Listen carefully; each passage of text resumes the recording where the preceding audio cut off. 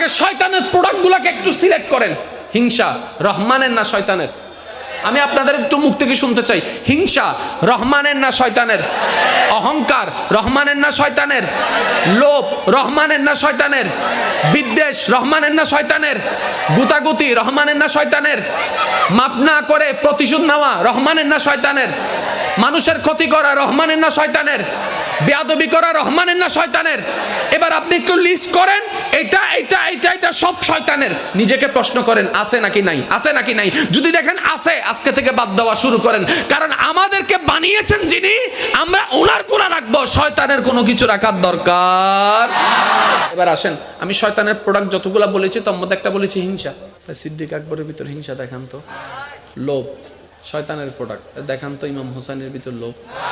বেয়াদবি শয়তানের প্রোডাক্ট, দেখান তো হযরত বাইজিদ বুস্তামির ভিতর বেয়াদবি। অহংকার শয়তানের প্রোডাক্ট,